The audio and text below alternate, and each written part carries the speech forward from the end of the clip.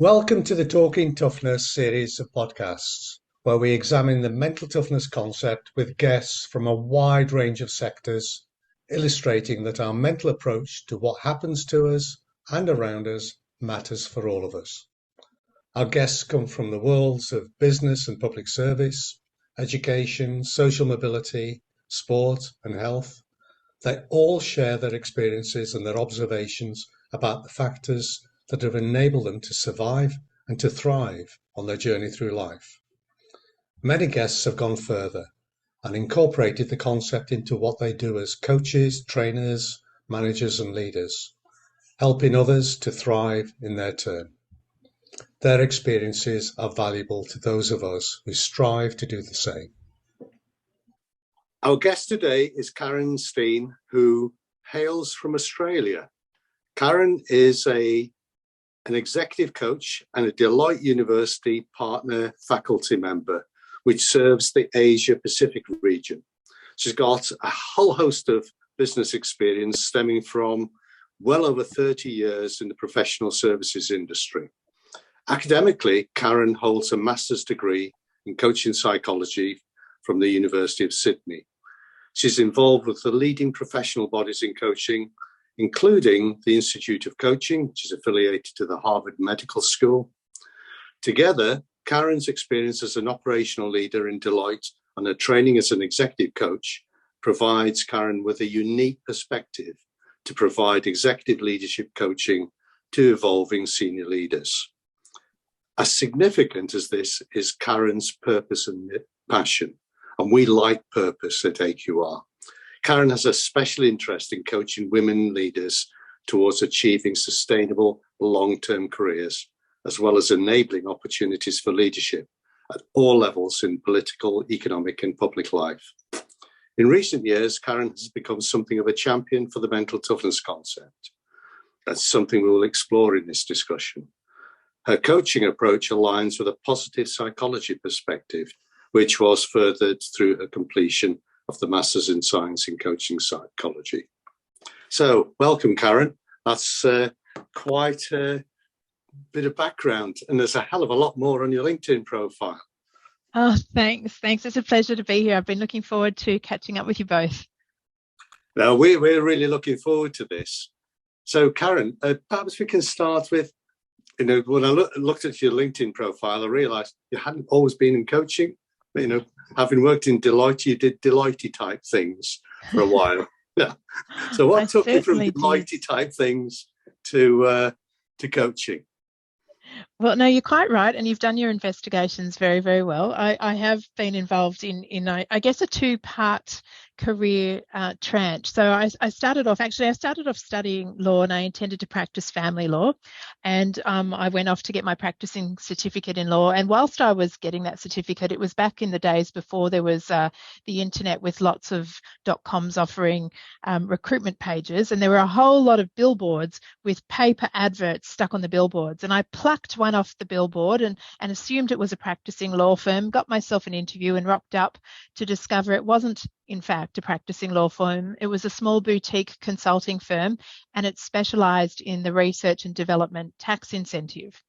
And they offered me a job, and I thought, okay, I'll take the job and perhaps get a real job in a short time later. But I ended up staying there for 7 years and absolutely loved it, because I was working with people who were hugely purposeful about what they were creating, new and improved products and processes all over Australia, had great passion for the success that they were hoping to achieve, and obviously would be quite concerned when they weren't. And I was very welcome in their organisations because I was seeking additional funding from government to support them.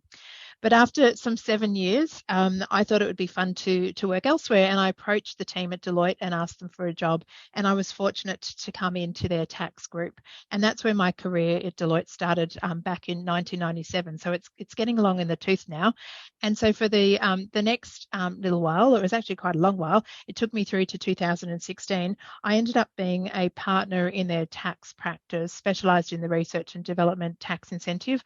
I also had worked with employment tax, leading the employment taxes team for an earlier part of my career, and also in the field of GST, so an indirect tax partner. But as I got closer to what I call my halfway point, I was getting closer to 50, and I was determined, well, I still am determined to live out to 100. I was thinking, what would chapter 2 of my life look like? And R&D tax, as fun and interesting as it wasn't going to cut it for chapter 2.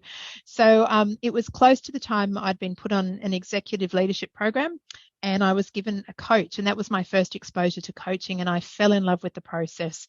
And so much so I went off and did the studies that you referred to. I studied part-time that master's in coaching psychology, and I was determined to become an executive coach. And there I felt I could be impactful in part 2 of my life.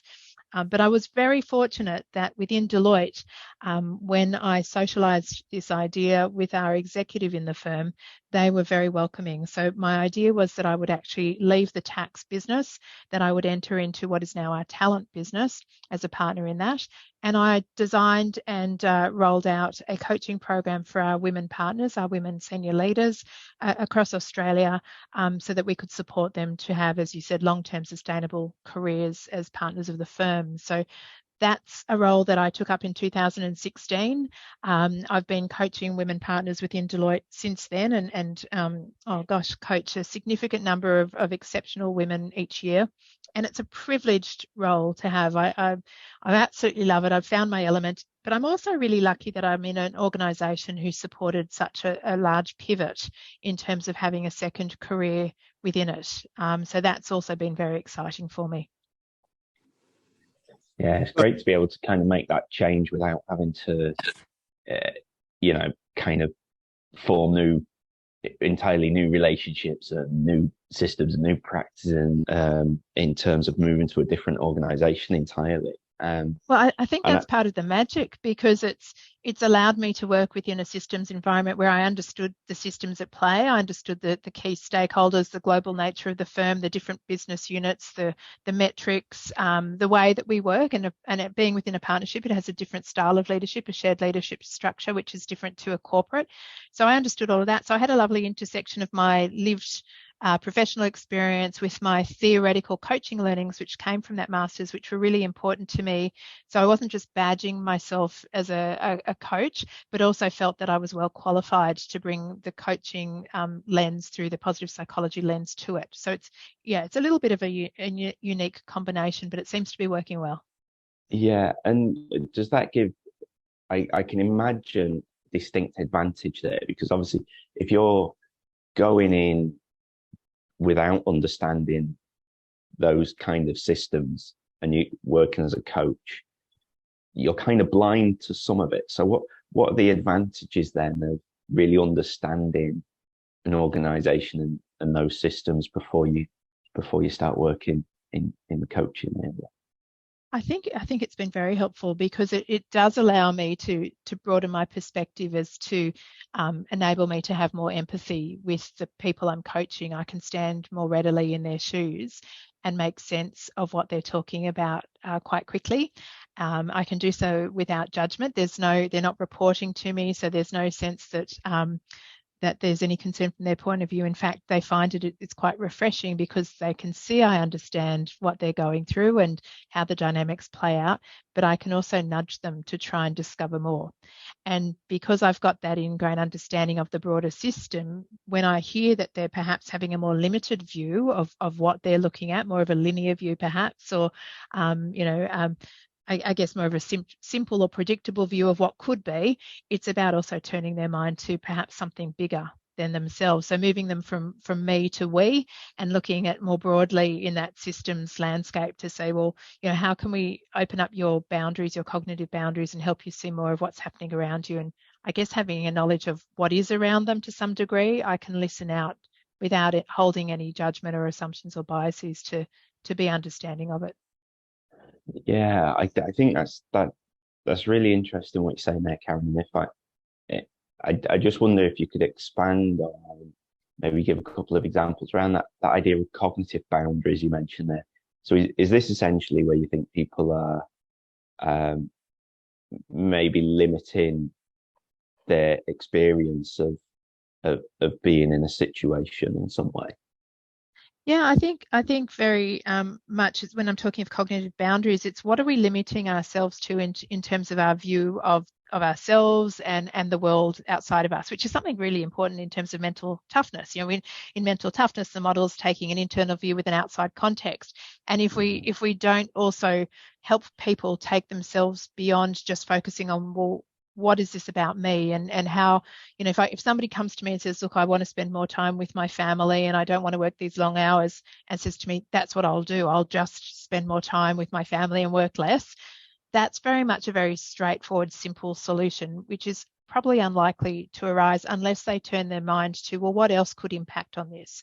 What are some of the dynamics that might be at play that I need to be better understanding of and bring into my thinking so that I can expand these boundaries, so I can, you know, push open my thinking to absorb more, to have greater understanding and insight, and be able to respond to looking at those causal relationships between, well, if I say I'm going to work less, but my manager's giving me more and more work, how's that going to help me? How can I say no? So it's, I guess, helping them realize that there are external factors that they need to bring into their thinking or into their guides to see, how do I make sense of it? It's their sense making, I guess, their meaning making. I find that really fascinating. I'm interested to know whether, in your view, where the big challenges are in women's development these days. And I'm asking this because I love your goal of living to be 100. I'm actually a lot closer to achieving that goal than you. But when I first started work, I'm very conscious about something now. That I started work in 1969, and within 6 months, as a young, totally inexperienced male, I was promoted to training manager. And I was put in charge at the age of 21 of 6 training officers, all female, all who had worked longer than I'd been alive. And any one of them could have done my job. But I was promoted because I was a male. I didn't think twice about it. And to be honest, neither did they. And, you know, that was just the way it was then. Yes, and how the world has changed. Well, it has considerably. But I just think that, you know, when I look at people who are involved in women's development, some people are still fighting that fight, but some people, I think, are taking a more modern perspective on the challenge. You know, taking into account what has happened in society, what's happening around us, and I think that's touching upon what you've just been talking about. So I'm interested to know, what do you think are the big challenges for women's development these days?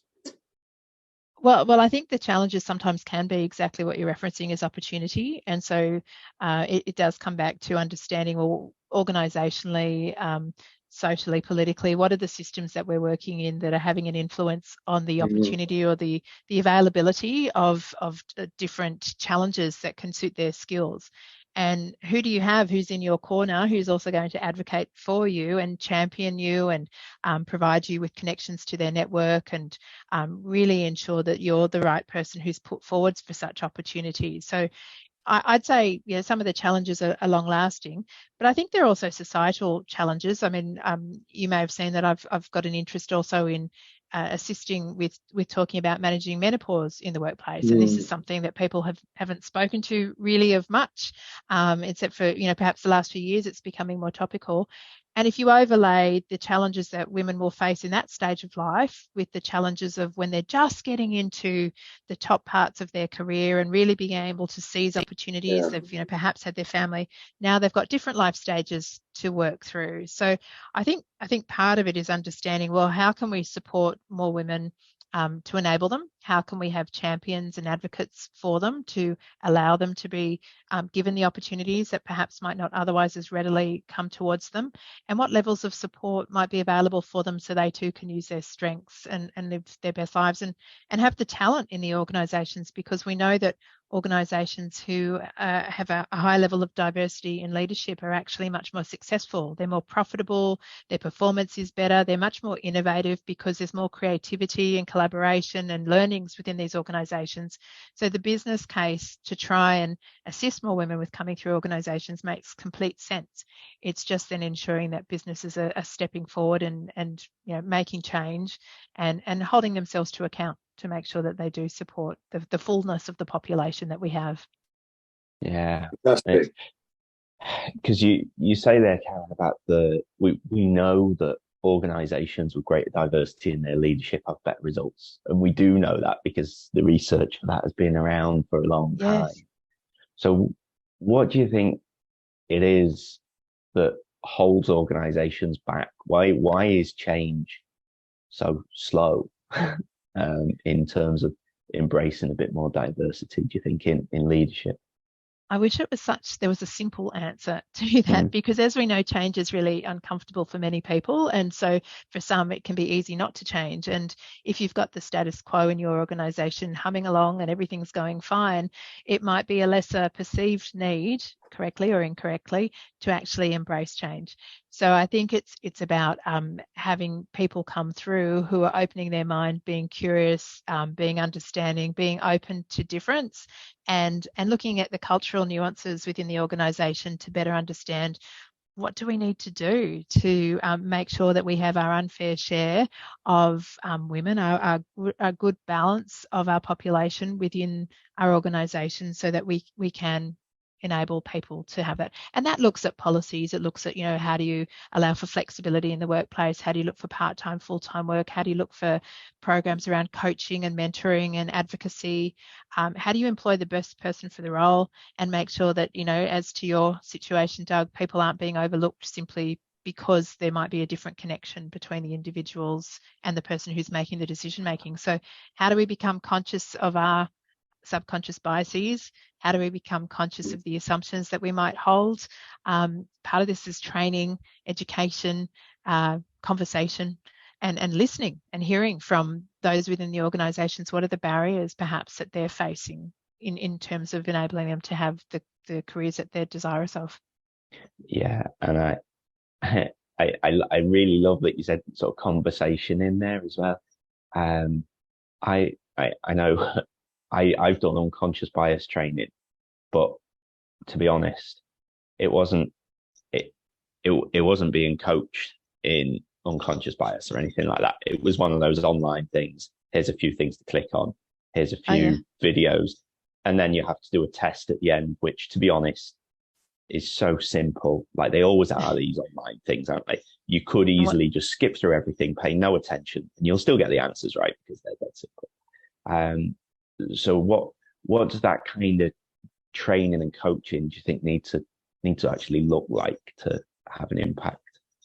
I think it actually needs to start top down. So if you can have leaders who are role modeling how they engage in inclusivity and diversity within their teams, then it's more likely to ripple through to the organisation. But if we're trying to do it bottom up and getting people to push for change Mm, and advocate for their own change, that's much harder. So, I mean, so many more people are saying, if only I could see a role model, then I'd perhaps consider staying or doing this or doing that. And so it's looking for the role models, it's looking for the stories that we can share, the success stories, even the challenging stories. What are some of the challenges that people have had that they could share, and how did they resolve those, so others who might face similar challenges can work through them? So again, this is where mental toughness comes into how do we help people lean in towards challenges rather than pull mm, themselves away, or how do they build their interpersonal confidence so that they can ask of others to get support, and if they don't have the confidence to find a solution for themselves, how can they lean into looking at other ways of building their confidence by embracing others and building out their stakeholder networks, but certainly top down. If you can master that, I think then the ripple effect would be significant and you'd see considerable change coming through. And it's what you tolerate. We have the former head of Army, David Morrison, used to say it's what the standard you walk past is the standard you set. So, mm. what are we walking past and saying is okay compared to what should we be stopping and saying, well, maybe we need to do things differently. Yeah, yeah, and I think there was a line you used recently there saying that people think, well, everything's fine, and you can kind of see that sort of complacency setting Yeah. in, and certainly in the mental toughness model, we've tried to sort of capture that as uh, part of our understanding, really, the kind of challenge components, sort of risk orientation, learning orientation. Certainly trying to be a little bit more proactive of, even if things are fine, you know, that element of the model really is about, well, okay, but how can they be better? Because that's what kind of striving for excellence looks like, doesn't it? Absolutely. I mean, you don't want to be your finest self, you want to be your best self. And and so you know, it's and you want to be energized. You want to feel that you're fulfilling your hopes and dreams, and that you can contribute and be a part of something bigger than just yourself. And so how nice if you can find your way with support and help from others, to you know, really be there with you, championing you along the way. That's the fun part. I think that's what I love about coaching, is that you get excited when you see how people are working through challenges and coming up with solutions and exploring and you know, creating different ways of trying things and experimenting. And sometimes they're great and other times they're not, but they're learning and developing and growing. And that's what I really love about coaching. And just for the record, I do also coach some men through some of the volunteering work I do. So it's not simply restricted to women. And I do enjoy having that variety as well in being able to work with people with different backgrounds. The diversity of mankind's great. So, yeah. You have embraced the mental toughness concepts in an amazing way. And I listened to your Institute of Coaching session. Oh, yes. It was as good a session as John and I could put together. So. I don't think so. Well, Thank you. What I'm interested to know is what captured your attention, and how, you know, your experiences at using it in your work, and how does it work and what does it do for you?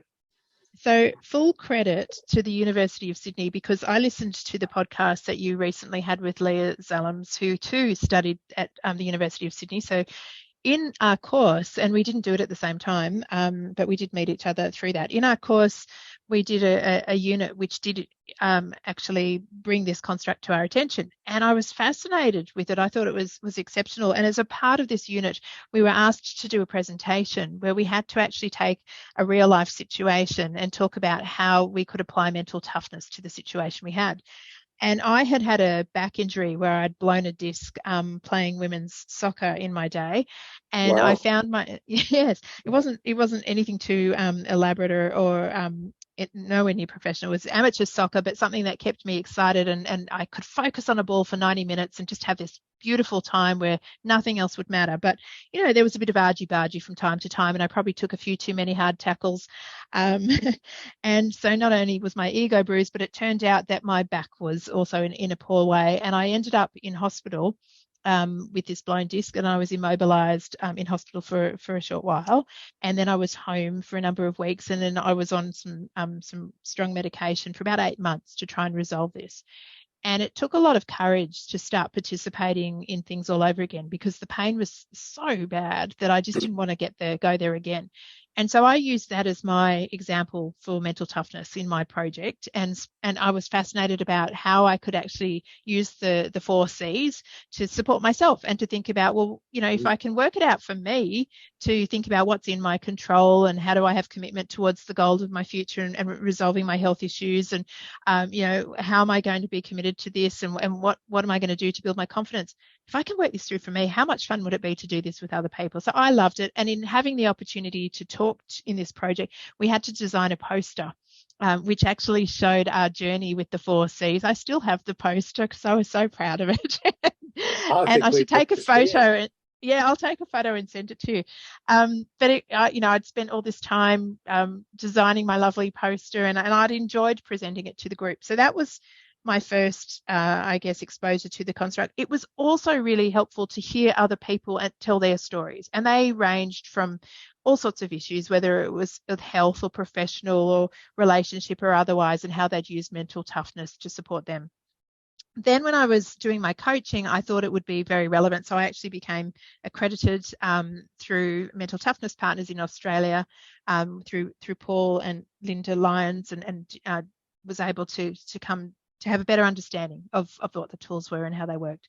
And so I love to actually use it. I actually present some internal courses on it in Deloitte to large groups of partners, and we use this as a tool to enable our partners to be able to support themselves through their own journeys in transitioning into more senior roles within the organisation. So that's been a really fun and joyous ride with them, and they all, they walk away with a heightened sense of understanding of who they are and what they can do to tweak different component parts of the model. So I find it's just a very user-friendly model. I find it's easy for people to understand. In breaking it down, it's also easy to help people understand that you're not necessarily tackling everything, that you can actually focus on elements where you feel that it's going to be of most benefit for you based on an understanding of what each of those 4 C's are about.